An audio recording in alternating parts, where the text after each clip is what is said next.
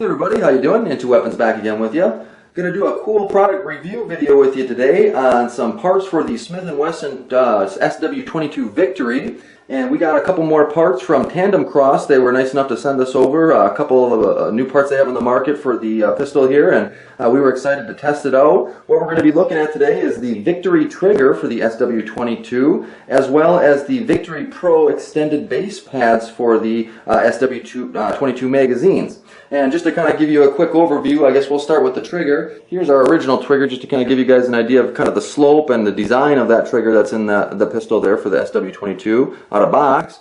And as you can see now, we have a different slope. It's more of a straight edge design there. It's got a skeletonized design, as well as a travel stop in the back there, so you can kind of adjust the amount of travel that you have there. And it supposedly drops the trigger 0.5 pounds stock. My buddy who owns this pistol and did the installation said that he feels that it's quite a bit less than that. We're going to see if we can find a trigger gauge at the range here today. We forgot to bring one along, but we'll see if we can dig one up and during the range footage try to see if we can get a reading on that.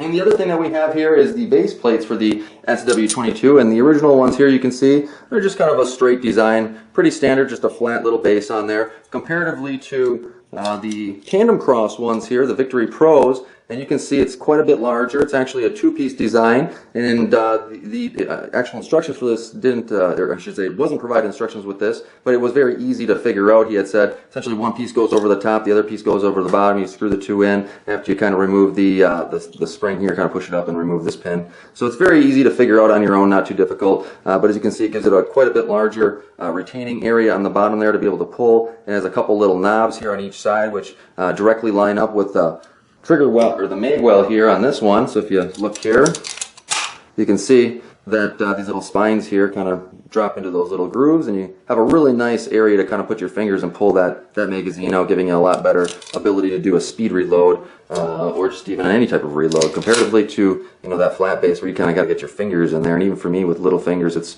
even kind of difficult sometimes to do that. Fortunately, the button does drop it out somewhat easily, but a huge improvement on that. So the extended base pad for the SW22 comes to market at $21.99 plus shipping, so fairly reasonable. And the Victory trigger is actually priced at $39.99 plus shipping and handling. So again, a very reasonable price for a very good improvement on a pistol that can be used for competition or recreational target shooting or hunting, small game hunting, and all these little types of improvements will help all of those types of recreation. So without further ado, we'll go ahead and kind of run through some of these things that they have here on the advertisement for the product themselves. The trigger Victory trigger I should say, is flat face skeletonized design for better control and feel. Textured trigger face offers a no slip grip in any condition. I really like that. It's actually, I don't know if you guys are going to be able to kind of see that, but it does have the serrations there on the front. Hopefully you can kind of make that out. I really like that. It feels really good. It kind of,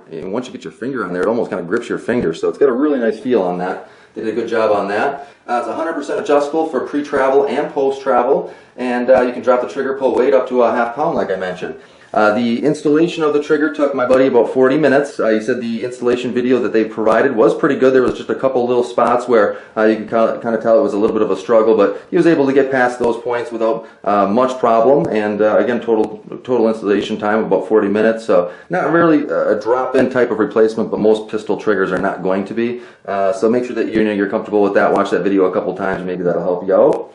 And then the base pads, they have some information listed as extended bumper, improves consistency and positive magazine seating. It's got a Zytec base for strength and durability, or Zytel based for strength and durability, and lateral grip pulls offer improved surface for pulling from the magazine well, as I kind of demonstrated. So we'll get it out to the range here, test it out, and see if we like the stuff. Okay, we're going to put a few rounds to the SW22 Victory with the new Victory trigger from Tandemkross. We're going to try out a couple of these magazines with the new base plates from them as well, and just see how we can get a transition of the magazines and drop the new one in, and or drop the old one out and pop the new one in. We're trending a little bit low on our target. We think it's just an optics thing, so we're going to, that was his group, we're going to see if I kind of land in the same place, and maybe we'll make an adjustment, maybe not. We'll just kind of play it by ear, but just more testing pistol at this point. So, but I do really like these, the looks of these base plates, and you can see how it rests in there as well. It seems to work really well. We're also using our Tandemkross charging handle in the back here, as you guys can see, and I've always been a huge fan of that as well.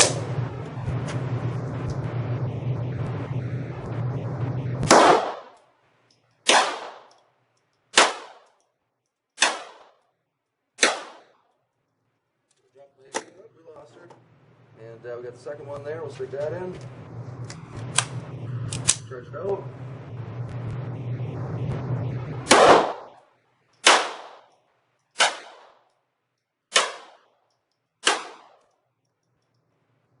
Pop her out. There we go. Clear it out with our charging handle again, and good to go. Really like the design. Looks good. Feels good. When you get your finger on there, that texturing really grabs your finger. I like the travel stop there. You're never pulling too far back on your trigger where you're having to reset it and wait for it to pull forward. You just got that little bit of travel. You get the brake, and then it resets itself back into its original position with very minimal travel. So you really get a nice crisp trigger pull. The actual pull weight, you can definitely tell, is reduced much further than 0.5 pounds. I would say it's probably, down from a 5-pound trigger. I would, estimate around probably 3, maybe even 3.5 pounds. But again, we have to go see if we can try to find a trigger gauge and try that out. But overall, I really like it. It feels good. It operates well, and it's a definite improvement over the original.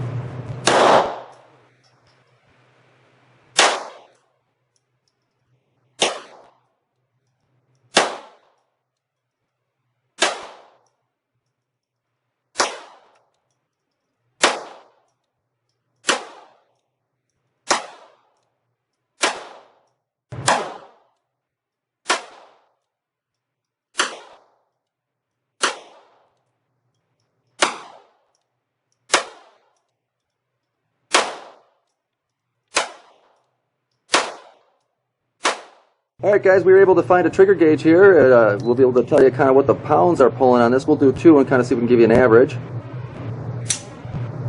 What do we read out there? We got 2 pounds 11 ounces. 2 pounds 11 ounces. It's hard to read from back here, but we'll give her a second try here. I think the last one that we did was 3 pounds, 3.1. So the third one will be 3.2. Yep, so we're right above 3, kind of trending around that 3. You can get a light pull, get a 211 pull, but you're right at that 3-pound trigger pull, which is a huge improvement over that 5-pound trigger pull, that's for sure.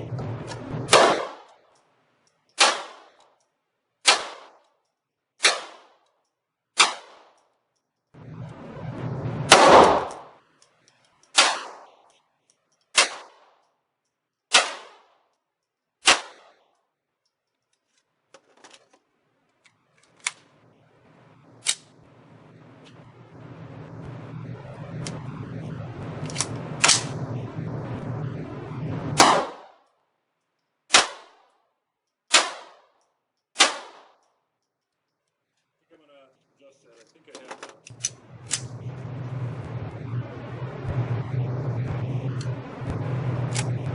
that. No?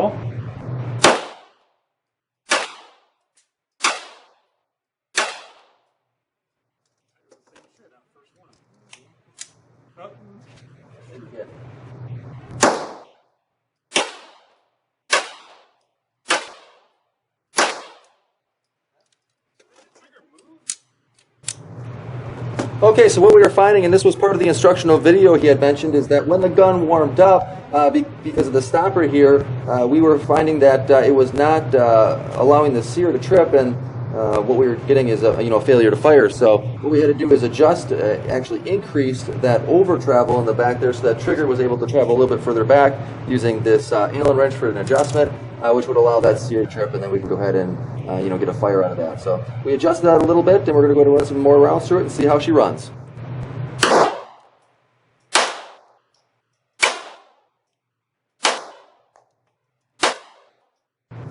So I think we got the prop figured out with the sear there. Again, we just increased that over travel, and that pretty much fixed that.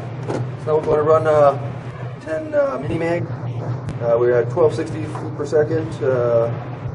Not sure how many grains that is, but then we're going to run also some of these 22 Stinger CCIs, which are 1640 feet per second.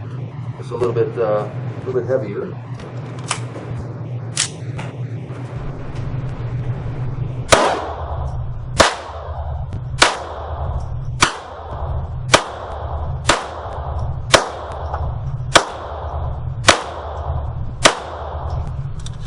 Now we'll run those Stingers through. We'll have a little bit bigger of a muzzle flash.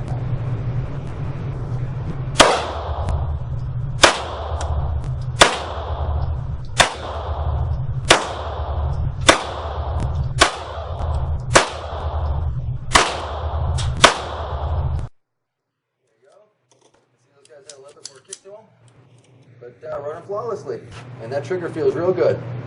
So I really like it, guys. The base plates help.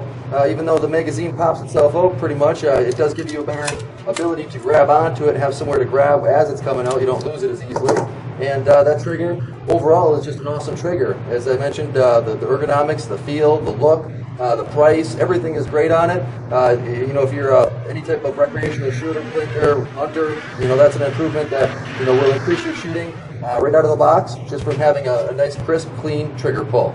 So I highly recommend it, guys. I really like these products. Tandemkross always brings together really good products to the market, and these are two products that I'm very excited for, and I think they're going to do real well with. If you have any questions, let me know. Otherwise, as always, guys, I appreciate watching. Until next time, take her easy. All right, puts a few rounds through this SW22 Victory. We've got the new SW22 Victory pistol trigger from... Damn it. It's all over the place on that one.